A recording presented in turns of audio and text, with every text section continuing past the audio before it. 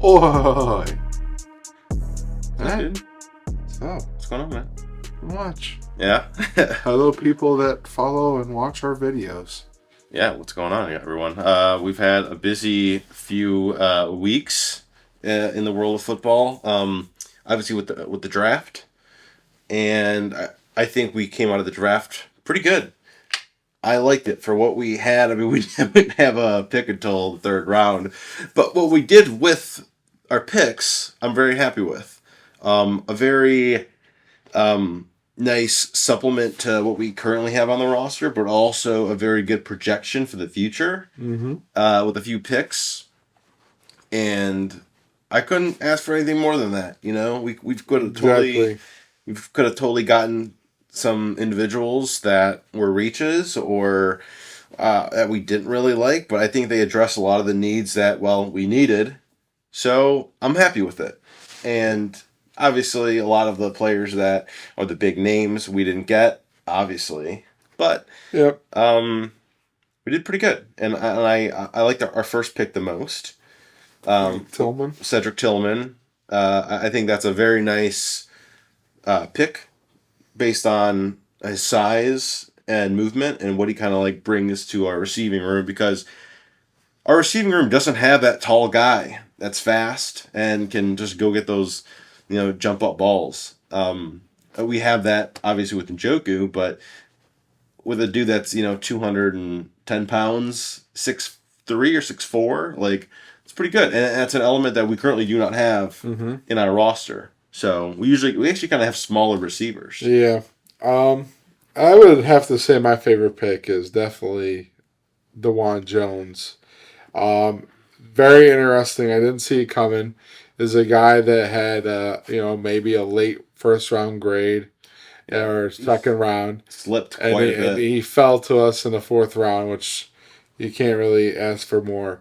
This guy's 6'8", 375. Yeah. This is a big boy, and he's boy. an athlete too. I think it's a very interesting move considering what's going on the roster.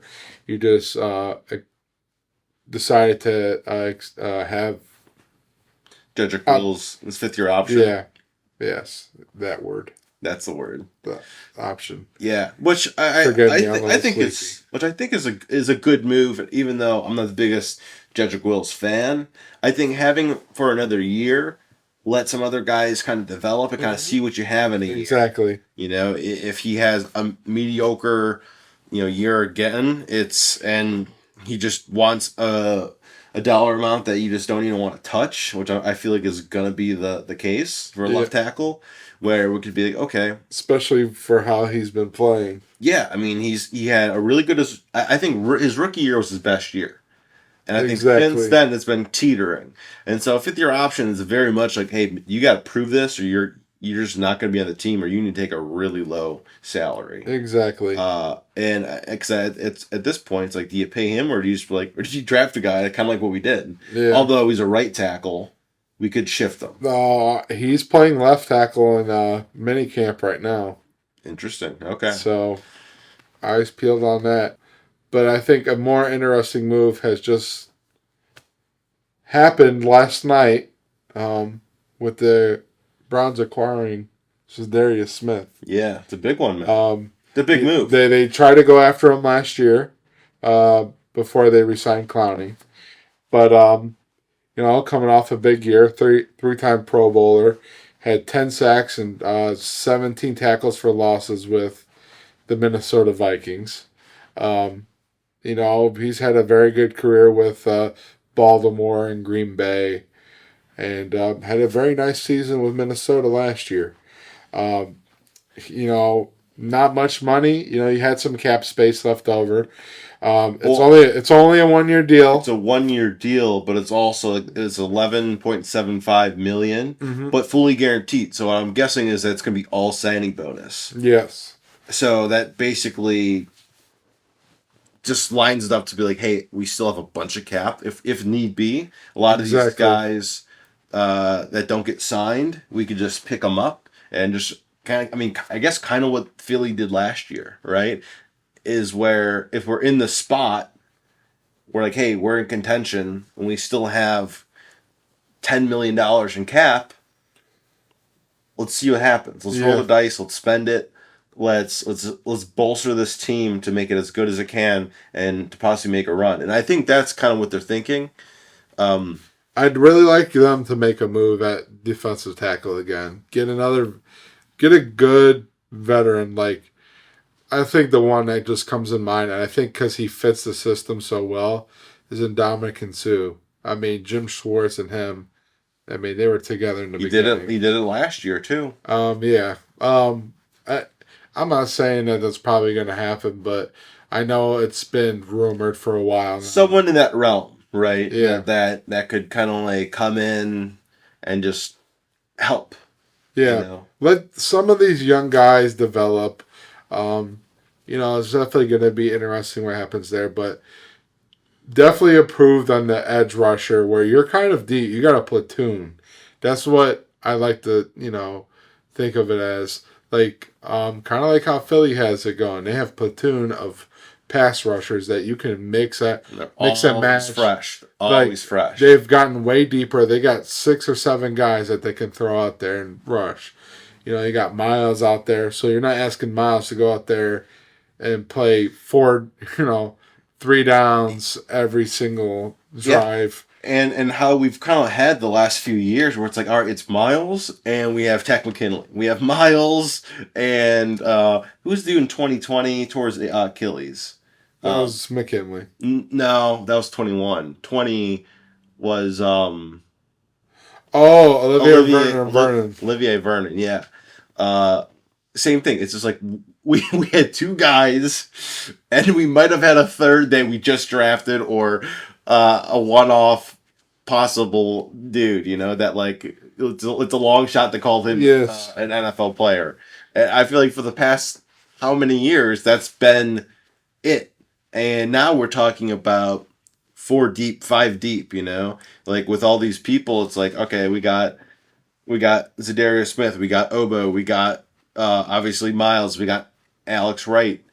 And we got Isaiah McGuire, which we just drafted. Isaiah Thomas. So we're talking about 6 individuals, which for the past 4 or 5 years we've been talking about Miles and Clowney, or Miles and Vernon, Miles and Tack. It's.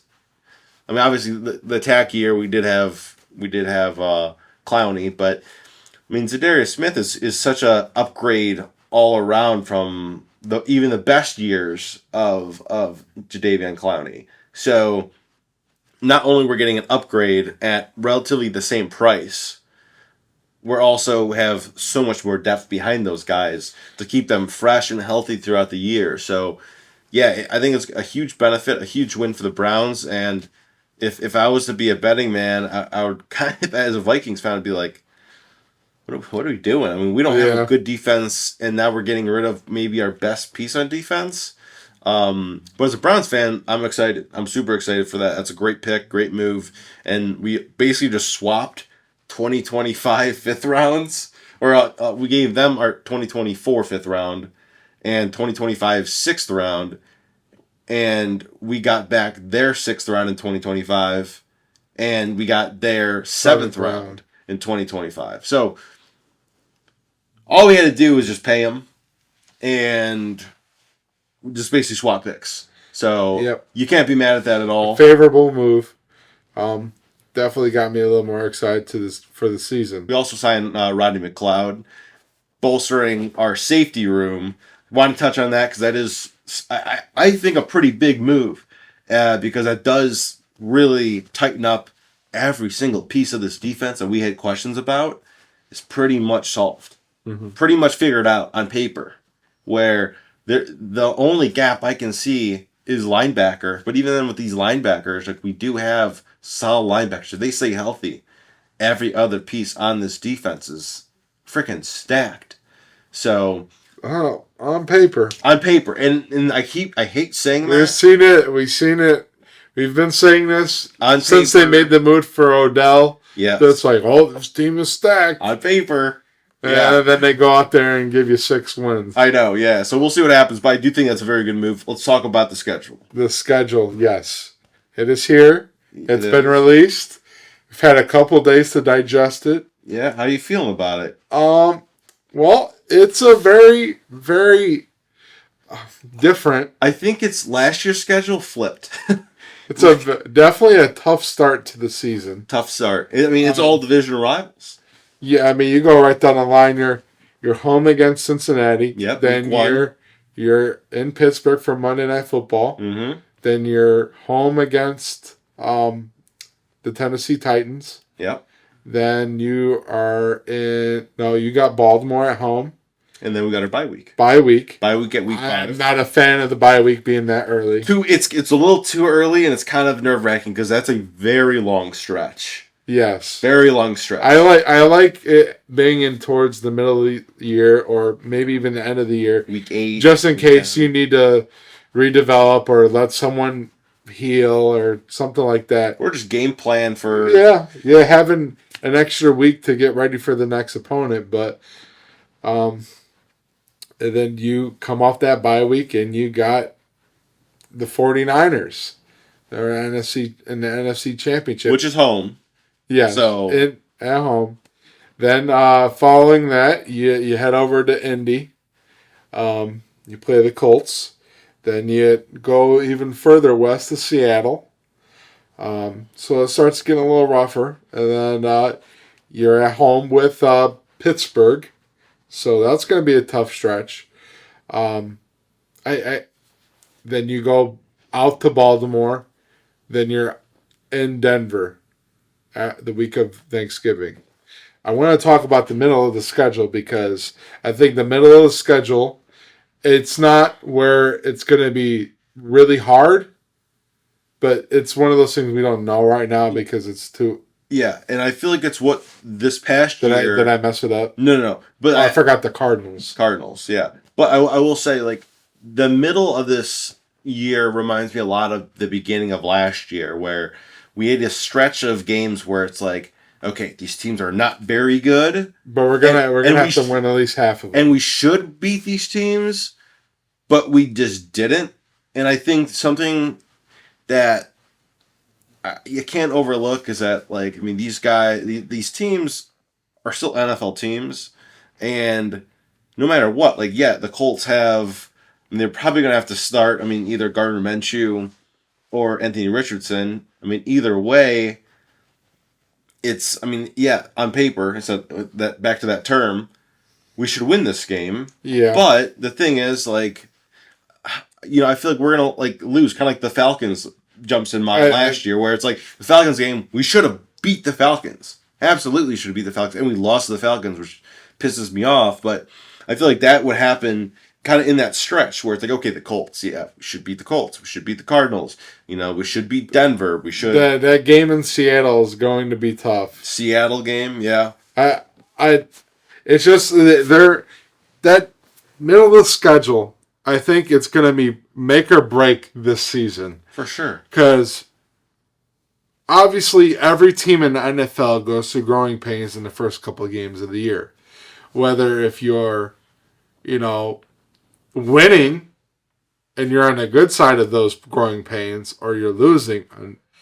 And I mean, looking at the schedule, it's tough, but you luckily start the season, 4 out of the 5 games you're at home. And can you still win while having those growing pains? Right. If you can win at least 2 or 3, you're sitting pretty. Mm-hmm. It's not going to be easy to start this year. But once you hit that middle of the season, that's when you really got to kick things into gear. Yeah. And, it's going to be a difference between making the playoffs or, making the playoffs and not making the playoffs or winning the division. Like, it's going to be very crucial for them to go into places like Indy and Seattle or win one at home against Arizona or go into Baltimore. Yeah. You got to take one of those 2 from Pittsburgh. It's not going to be easy. Going into Denver, no team has any luck because it's the Mile High. Yeah. And shit gets harder there.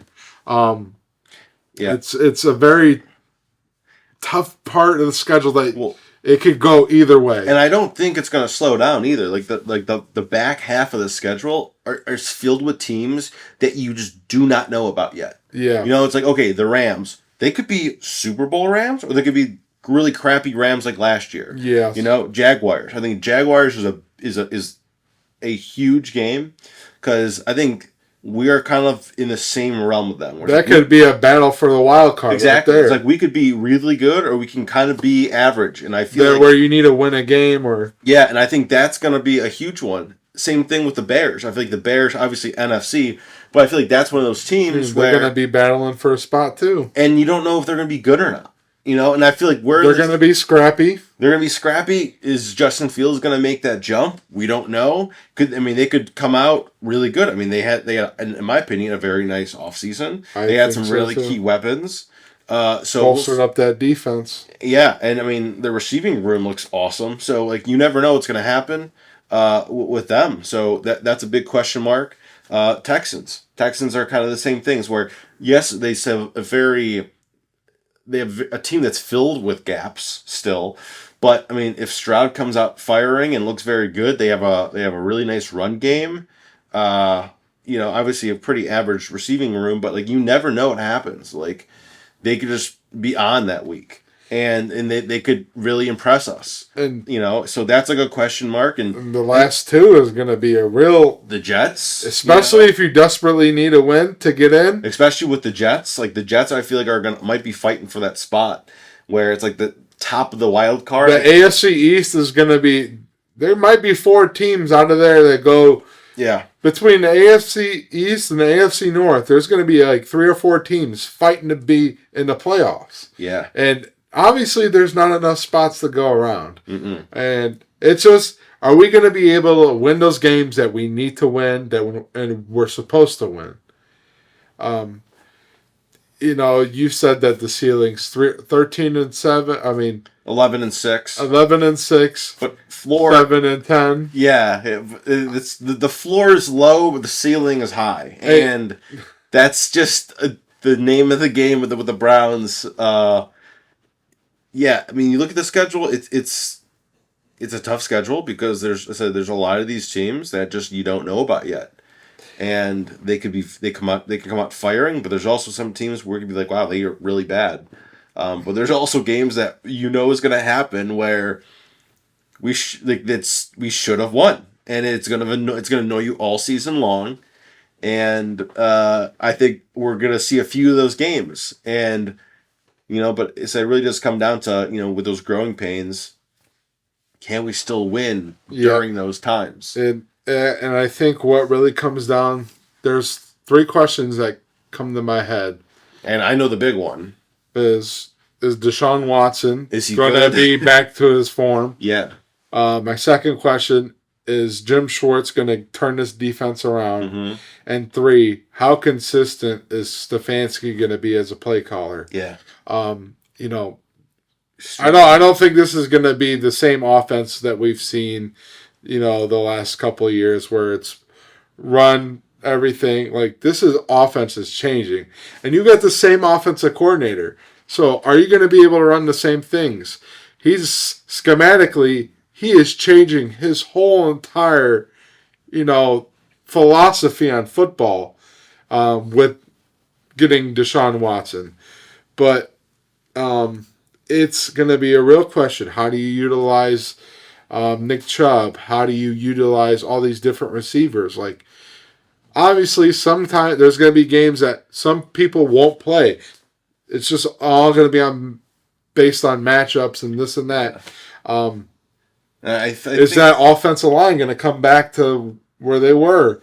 It's a real question. Who's your running back to? There's a lot of questions going into this.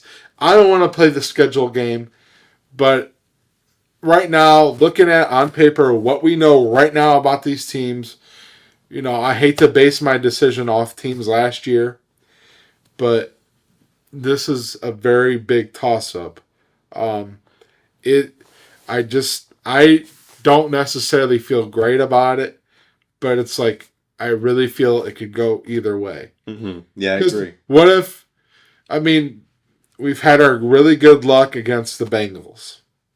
What if you go and you open up the season and you beat Cincinnati at home? People are going to feel pretty good when you go into Pittsburgh that following week. Or Yeah. do you go take care of business against Tennessee at home? So that's another big thing is that stretch after the Bengals, okay, where you got the Steelers, you got the Titans, and you got the Ravens. What are those three teams going to do a lot against you? Run the ball. Run the ball. So with one of the most atrocious run games last year the Browns had, and these three teams in a row in the first half of the season are going to do it to you more than any other teams in the NFL, in my opinion, Yes. outside of the Eagles. Well, got San Francisco, too. And San Fran. But, like, those three, that stretch, that those three teams are going to run the ball a ton. Hell, you're going to have it against the Colts, too. Yeah, you're going to have it against the Colts. So, but those three games, you're going to see a lot to tell you about this team's about. What this team's about. Can they stop the run? And, have they improved? Is Dalvin Tomlinson worth the money? Is this defensive line... Where are these linebackers at? Are they the real deal? So there's a lot of questions that I believe are going to be answered in that first half of the season within, especially those 3 game stretch, in my opinion. Because you got to think about this. I don't think they're super, super comfortable with Kenny Pickett throwing the ball still. And obviously Ryan Tannehill's on his way out. They're definitely going to run the ball more often than they should. If you're drafting a quarterback the last 2 years to replace them, it's really... So they're definitely going to be running the ball more than average. And then, the Ravens. Do I got to say any more? It's Lamar Jackson. And he's finally got some fucking help. Yeah. So watch out.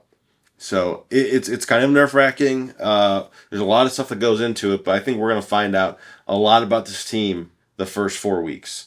And, indeed. And honestly, maybe that bye week is set up perfectly. I don't know. I would like it later in the season, but we can learn a lot from those first 5 weeks or 4 weeks. You're not wrong. Maybe they have a rough start where maybe they win 1 of 3.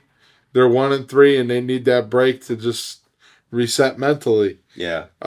Just so we're off to a bad start, but let's shake it off. Yeah. Let's recuperate, whatever it is. I don't know. I'm just looking forward to the season. I know I got my games down, which ones I want to go to. They're booked already in my head. Yeah, going to San Fran for sure. Me and Jack. Jack, if you're watching this, we're going. Yeah, definitely San Fran. Definitely San Fran. But yeah, who the hell knows, man? It's gonna be so rough, in my opinion, because I feel like Stefanski's gonna have the most growing pains because the one thing I know about him is that he wants to control and time, and you don't have that quarterback that is for control and time. You cannot control Deshaun Watson. That dude he needs to have his time and his type of thinking. That's what makes him Deshaun Watson. That's what makes him special. So let him do that. I think it's going to be really hard for Stefanski to do. So we'll see how that plays out. But I have hope, but not that much hope. Not yet. Prove it to me. Yeah, for sure. You just got to prove it to me. Prove it to me. Get some wins.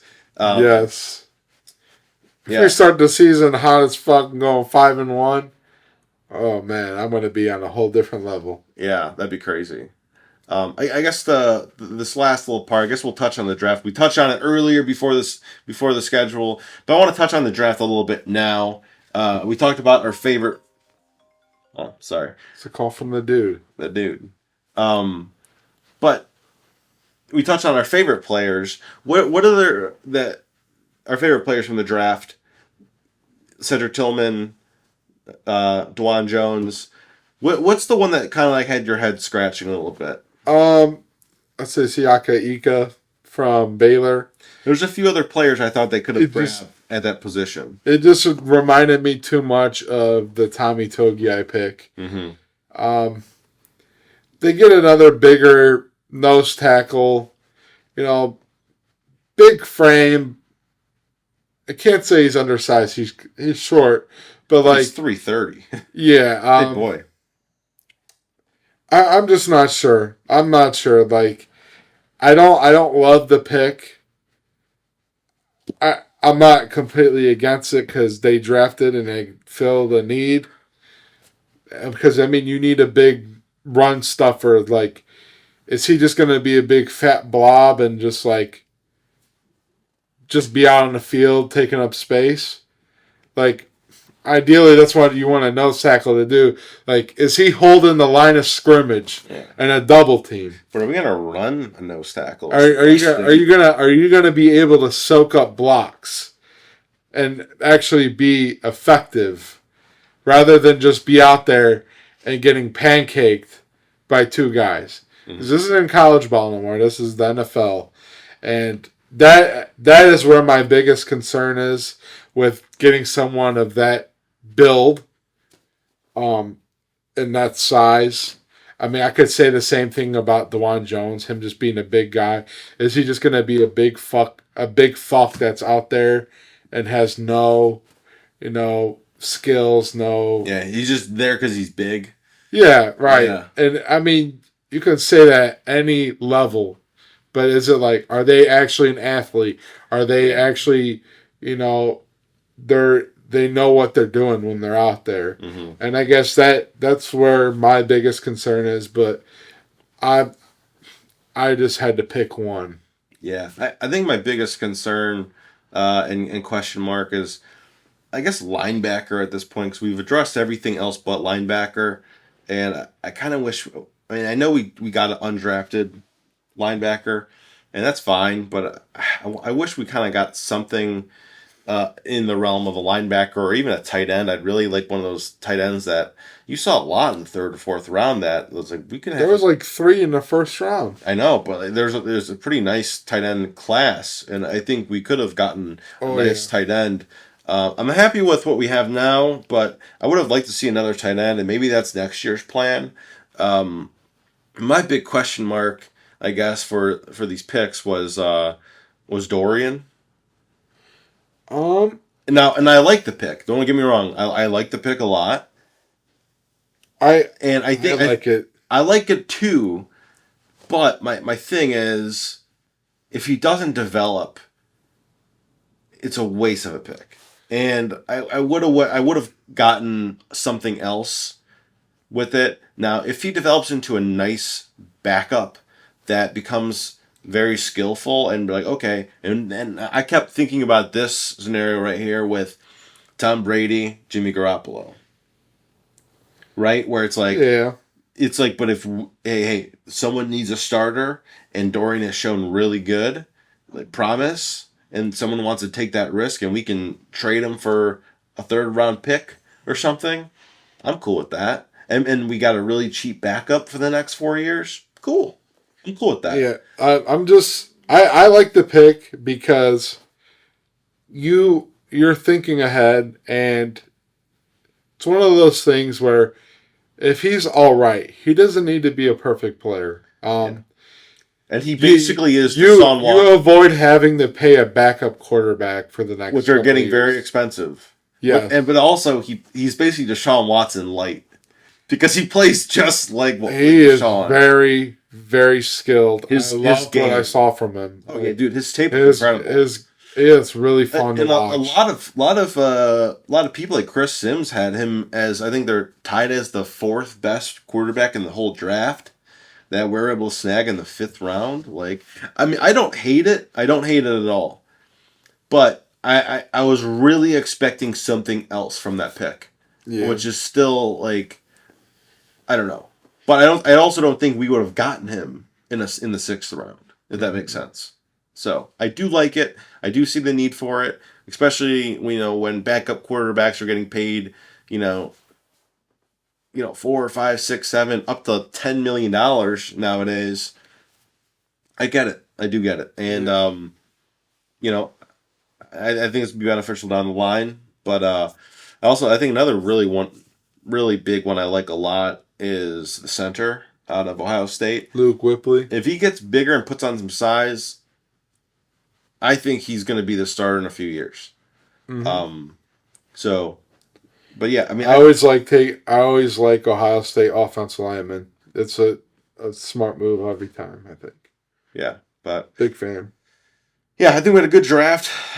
Big question marks on the schedule, and a couple great free agency signings, man. Like really bolster this And defense. just with the cherry on top, with the big trade as of last night. Yeah, so I love it. I love what this team is doing. I just need to see it on the field at this point. So it's going to be a very long couple months, but I'm excited for August and September. So guys, thanks for watching. Appreciate it. Till next time, go Browns. Go Browns.